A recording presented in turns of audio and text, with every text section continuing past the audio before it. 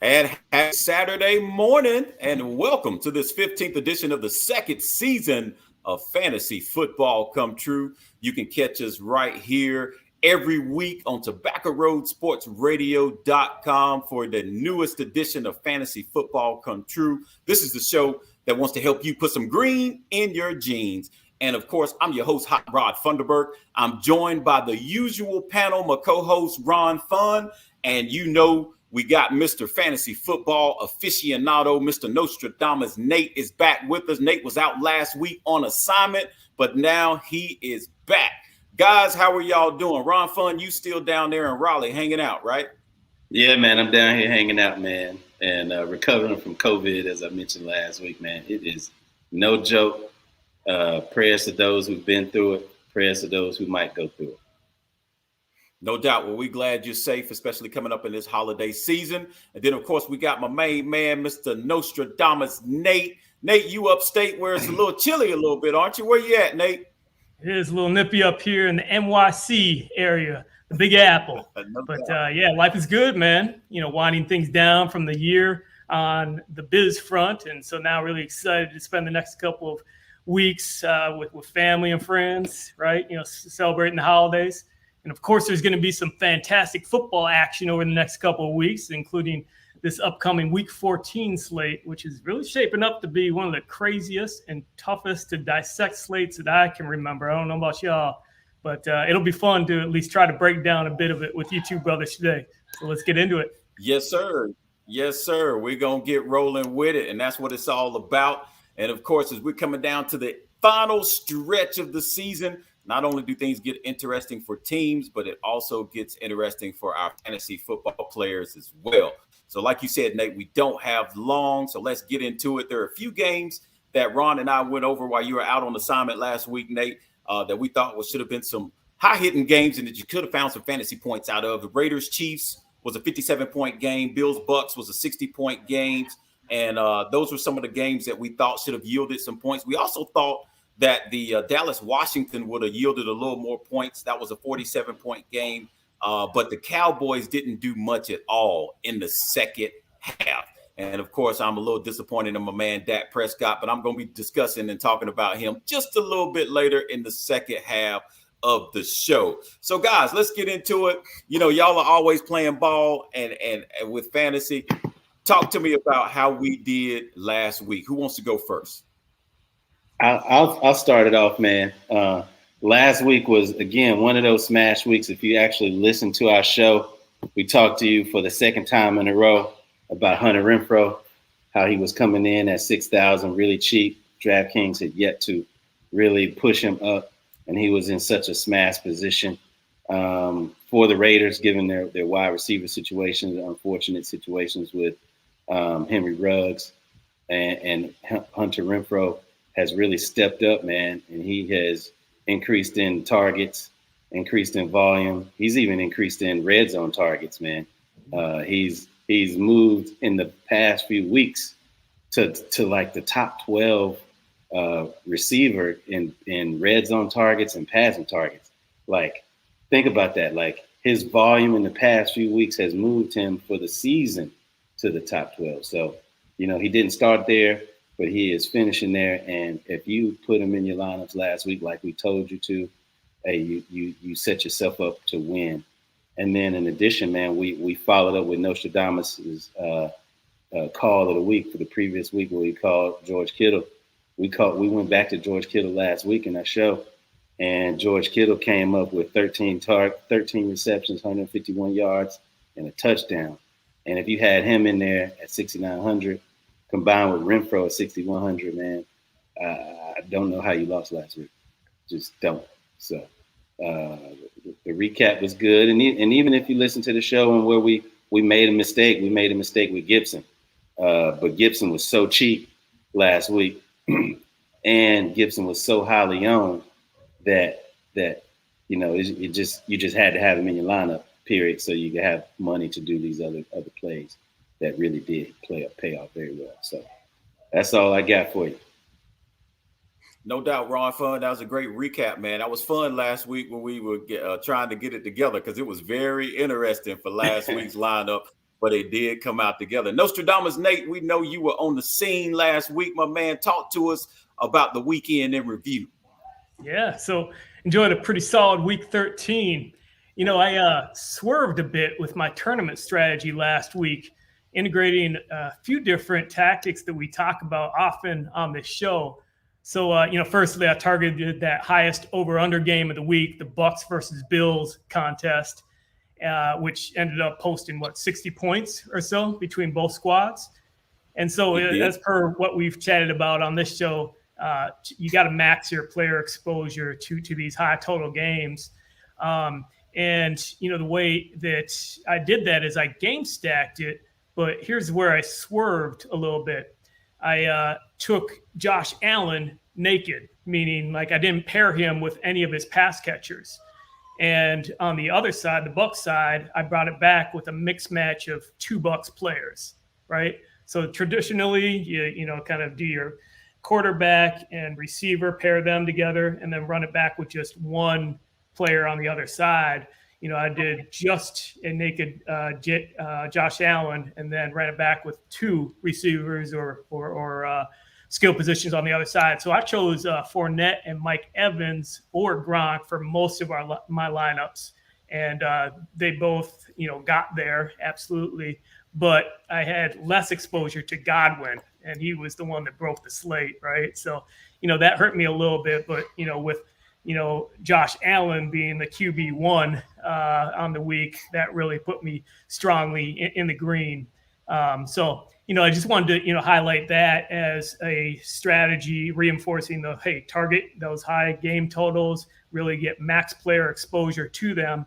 But especially in tournaments, game stacking it in a little different way that's different than the rest of the field is something you should absolutely think about. Again, a little approach of, taking a QB, not pairing them with the pass catcher, but running it back with a couple players from the opposite team is something you should consider. But the big caveat with that is you got to do it with a QB that can get you rushing, and possibly TD rushing equity, or a QB that has, spreads the ball out to multiple different receivers, such that, no one receiver on average really, blows it out of the water for you. So in that scenario, bringing it back, substituting that receiver that you would pair with on his side, substituting it with receivers on the other side. So a good strategy to consider to differentiate yourself in tourneys. Oh, that was a great strategy, because you're talking about Josh Allen was the man who was carrying the rock last week. I think he carried it more than Singletary and any other backs that the Bills had. So that's a heck of a strategy. Like once in the first half. Right. It was the NFL record. You're exactly right. That's crazy. Never thought that anything like that would happen. But anyway, fantasy ballers out there, you heard the weekend recap. It was a great week on both sides. We hope you guys were able to get some fantasy points out of that. So let's look at this upcoming week of fantasy football. Remember, this is a show that we're going to try and find some value players. We got some games that have been moved from the slate due to some COVID-19 things. So this is what we got coming up this week. We've got, or at least tomorrow, we've got the Titans at the Steelers. Panthers are going to be taking on the Bills. The Texans are at the Jaguars in the divisional game. The Cardinals are going to be at the Detroit Lions. The Cowboys are going to be at the Giants in the divisional game. The Jets are taking on the Dolphins. The Bengals will be at Denver, seeing the Broncos. The Falcons is going to be out in San Francisco visiting the Niners. And the Packers will be taking on the Ravens. So before we get into this and let the audience know exactly what games we're liking that's heating up our pockets, Nate, I'd like for you to do me a favor if you don't mind. Yeah. Would you give us a quick update on just a generalization on the injury report, but are you able to also include things going on with COVID-19? Because it seems like COVID-19 is really hitting us big this week.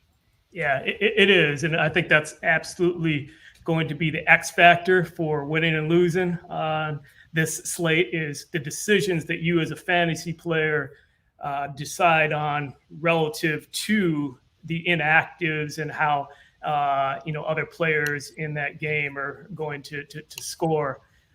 So, you mentioned at the top, there's 2 games that have been removed from the main slate and flexed to Tuesday night. So we're going to have a notorious Tuesday night football doubleheader, Eagles v. Washington football team, and the Seahawks v. Rams are now off of the main slate. So definitely note that as if you set your lineups earlier in the week and you're one of those set it and forget it types of players. For the games that remain on the main slate for fantasy gamers, generally how you should adjust to make the adjustments. You should think about a couple of things. One is that there's going to be a ton of value that opens up, right? So these players that are subbing in for those that are inactive create some good value, but that's kind of the conventional way to think about it. You should absolutely think about the studs as well, and the fact that these studs are going to get more volume. They're going to get relied on more because their teammates are inactive. And I'll give that example of that start sit recommendation that we gave a couple weeks ago around George Kittle, right? So the question was, should we start George Kittle? We said absolutely yes, and the rationale was really more around the fact that he was going to be relied on more so because Deebo Samuel, his teammate, was out for that game.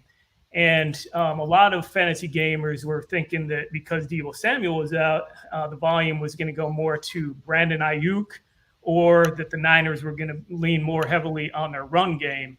And, we posited that no, that is not going to be the case, that in fact more volume is going to go towards Kittle, which happened. He blew up, broke the slate, and so that worked out nicely for us.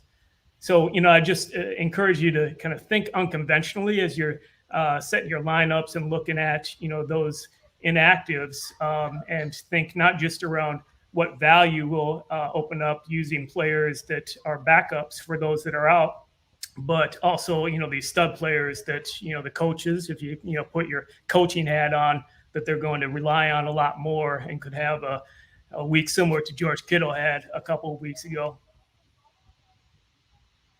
No doubt. Nice, Nate. Love it, man. Love it. My producers are telling me that we're up against a break right now. So coming up next, Fantasy Ballers, Ron Fun, Nostradamus Nate, and I'm going to chime in a little bit. We'll be responding to maybe a listener or two that shot in some emails about who we should start and sit in this upcoming week, these games tomorrow. And of course, that's going to be coming up in our Start 'em or Sit 'em segment. But first, when we get back, we'll be giving the audience a quick overview on who and what games are going to be heating up our pockets on tomorrow. And that's next on Fantasy Football Come True. Stay with us. And welcome back to Fantasy Football Come True, where you can find us right here on TobaccoRoadSportsRadio.com every Saturday morning. I'm your host, Hot Rod Funderburk. I'm with the usual panel, my co-host, Ron Fun. And of course, we're joined by Mr. Fantasy Football aficionado himself, the playmaker, Nostradamus Nate. And we're going to get right into it because time is ticking, guys. Ron, I'm going to start with you. What matchups this week, or tomorrow actually, do you have heating your pockets up, man? I have COVID-19 versus the NFL as a matchup that we need to be aware of. I say it facetiously, but I'm being very serious. COVID-19 will impact your lineups this week. It will impact your games. And I would say first, find out the games that are postponed, take them off your slate, take the players off your slate. Find out who should not be in your lineup first, and then see if there's any correlations to guys such as like Taylor Heineke, right? He's the quarterback for the Washington football team. If he's not playing, I'd say the whole offense is not going to be able to play. And so just take all those guys off your player pool. First, start there. And then if you start there, then let's figure out what games remain or games that could be potentially okay. And so for me, you see what I'm doing, man. I'm just going with the MVP. I'm just going with the MVP of the league, Aaron Rodgers. He's going to break the slate this week. He's going against Baltimore Ravens that may not have Lamar Jackson. And as you know, I like to find a strong offense versus a weak defense. And the Baltimore Ravens are not a weak defense, but their heart will be gone and taken from them if they're lining up without Lamar Jackson to begin with. And you're going against Aaron Rodgers. And Aaron Rodgers has he has one of the most condensed offensive plays out there, right? He goes to Devontae Adams first, second, third. They also don't have Randall Cobb this week. He's on IR. And then also they found a way to move Devontae Adams so that there's not just the number one player against the opposing defense is going to be able to go against him, man. If you should watch some of his stuff, it's just amazing to see those two work together. So I'm going to go with the Green Bay versus Baltimore game as my safe play for this week. There were some other games that I really wanted to go after, but the COVID has really shaken my spirits with regards to some of those other games. No, I'm with you on that, man, because I had the Seahawks and the Rams as one of my games. Vegas had them coming in at like 46 points, and COVID-19 said you can forget about it, my man. They pulled the New York City where Nate is, the mafia style. Forget about it. You know what I mean? So I had to let that ride. Nate, what about you, my man? What games you got that's looking good to you this week? Sure.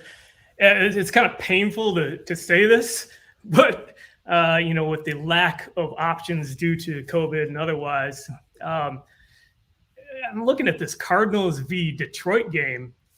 It shockingly has the highest over-under on the slate at a huge 47.5 points, right? Most weeks we have multiple games over 50 points. The highest on this slate is 47.5, and it's this Detroit versus Cardinals game. The thing about this game is huge spread, right? 13.5 points in favor of obviously the Cardinals. But the Cardinals have the highest implied team total on the slate. 30.5 points is what Vegas is projecting them to score. So I'm likely going to have a fair amount of Kyler Murray and stack him with Christian Kirk, AJ Green, and or Zach Ertz, right? Important to note that D-Hop is out, right? Injury, not COVID related. And with Green sitting at 4.9K, with D-Hop sitting at 4.9K, Green is a really attractive option. And Kirk sits at 5.3K. So bottom line is you could have a pretty affordable stack there with Kyler and Green, or Kyler and Kirk. Again, Zach Ertz is a very viable option going against this hapless Detroit defense. But I'm actually gravitating most towards AJ Green. I think with D-Hop out, he is like the alpha now, the de facto alpha in that receiver core. And again, at 5K as the alpha receiver in an offense that's projected to score 30.5 points, sign me up for some AJ Green stacks with Kyler, or, taking Green as one-offs in, your non-Kyler lineups. So the last thing I'll say about this game is I wouldn't necessarily suggest running it back with any of the Lions players, right?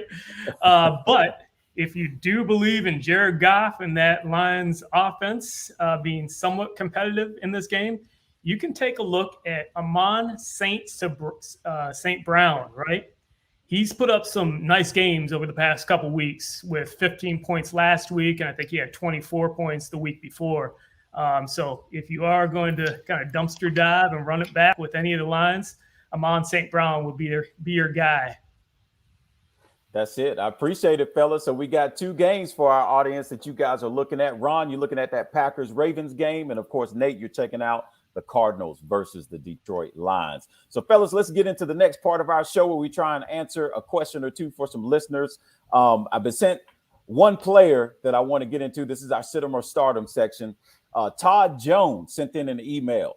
He said, listen, I'm a huge Cowboys fan, but Dak has not been playing that great lately. Do I sit him or start him against these New York Giants? Guys, I love me some Dak Prescott. I love my Cowboys, but I'm going to be honest with you guys. I really believe something is wrong with Dak Prescott. And when I say wrong with him, I'm thinking calf. Maybe a calf muscle is lingering, because that's the type of injury that can linger a while. As you've noticed in the last few weeks, Dak has had an opportunity to run, and he has not ran the ball at all. So with me saying that, I'm going to give Todd Jones the nod to sit Dak Prescott and maybe not start him until he sees some real, or shows some real life coming back to him on the gridiron. So that's my opinion on Dak Prescott. He is somebody that I would sit. And based upon that, I know we got a lot going on, don't have a lot of time. Are there any guys out there that y'all see that you may want to sit, start, or that you're kind of looking at that might be able to help our fantasy audience? Ron, I'm going to start with you. Any one person out there, and then we'll switch over to Nate. Okay, man. The given this week is limited, slim due to COVID. You have to go to Deontay Johnson. He is number 2 in targets. He's coming in at 7,500 points, DraftKings points. And he's the wide receiver for Pittsburgh, correct? He's the wide receiver for Pittsburgh. If you're trying to stuff your team with volume, targets, options, optionality to the upside, Deontay Johnson is the guy for you this week, coming in at 7,500, and he's super cheap. So there's some other guys that are super cheap, but I think he's going to be the alpha male that's the cheapest on the slate this week. Yeah. Okay, sounds good. How about you, Nate? Anybody out there you kind of want to steer our fantasy audience toward? I'll go on the opposite side of that game. So Pittsburgh is playing Tennessee, and Donta Foreman, running back for Tennessee, has really stepped into that bell cow role in Tennessee's backfield.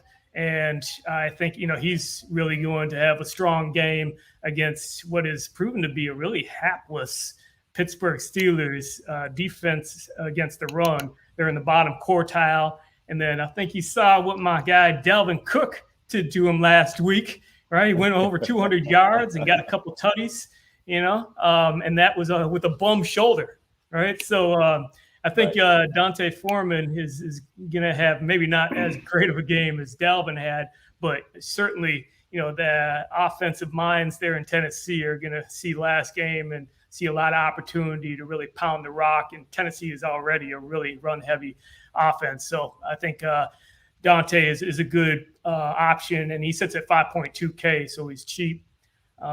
Just last one, James Robinson, I wanted to tout a bit, right?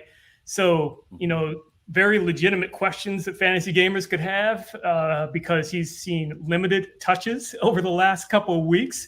But this has all been because of this dumpster fire coaching scenario that has been, and I say it in past tense, Urban Meyer, right? So Urban is out. He got fired. He got canned earlier this week. So I'm confident that he still wants his $50 million, though.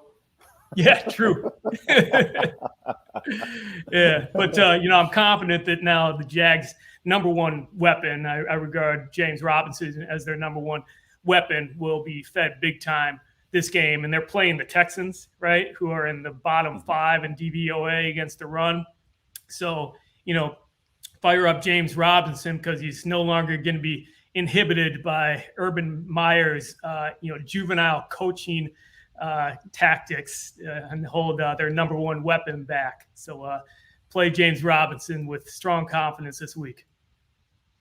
No doubt. Appreciate that, Nate. I've got one more email from a Lamont Davis. I'm going to go back to you, Ron Fun. For the last couple of weeks, looks like Burrow and Higgins have been hooking up great together. Should I start T. Higgins this week? Ron Fun, I'm going to you. What do you think about T. Higgins to Lamont Davis? Should he start or sit T. Higgins? Hey, man, T. Higgins has been a monster combination. I say you stick with him for the past couple weeks, 3 weeks. Nate called it. We called it last week. Higgins has been the man. Higgins is coming in at 6.5 K DraftKings points this week, and you pair him up with a $6,100 Joe Burrow.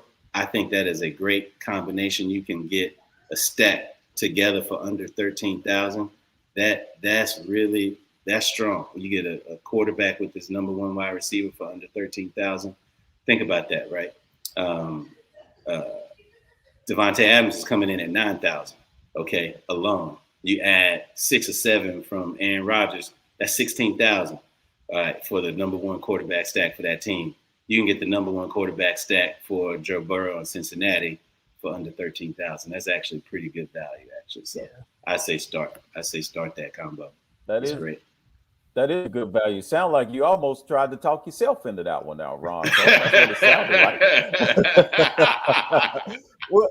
Well, fellas, you know what, man? Time always flies when we're together. I love talking fantasy football with you guys and fantasy audience, fantasy ballers out there. We have reached the end of our show, but I'm going to tell you what, if you guys ever need to get into a Ron Fun, a Nostradamus Nate, they're going to tell you how you can get a hold of them if you need to. Ron Fun, let the folks know.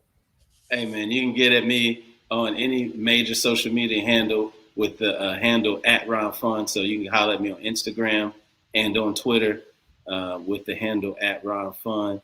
And also, if you just enjoyed this show at all, or you just like us three, just hit subscribe to us in whatever format you get it, whether or not it's YouTube, Facebook, or any online streaming platform. Just holler at us. Thank you for your support, by the way. No doubt. And in addition to that, how about you? Yeah, I was just going to say, add on to Ron's perspective of liking and just, hey, give us some feedback too. Love to hear it, right? We want to structure this so that we give as much, spot on info to the people as possible. So let us know what else we can put into the show. But you can hit me up. I'm one mode of social media type of guy, and that's Facebook. Last name is Norstrud, spelled Norstrud. So drop me a note. Happy to help you this week. Or you can hit up my wife. She's an Instagram queen. So, she can holler at me through her Instagram. So, but happy to help. I'm really jazzed about this type of stuff. So we'll sort through this crazy week 14 together. Yes, we'll. And listen, everyone, all you listeners out there, we appreciate you guys listening and taking care. We're going to be off probably the next 2 weeks to be celebrating Christmas and New Year's because they both arrive on a Saturday. But we'll be back for the last week after that. And of course, on behalf of my co-host, Ron Fun, and of course, the man, fantasy baller himself, fantasy aficionado, Mr. Nostradamus Nate. I'm your host, Hot Rod Funderburk. Make sure next week to Fantasy Football Come True right here on TobaccoRoadSportsRadio.com, the only fantasy show that wants to see you put some money in your pocket.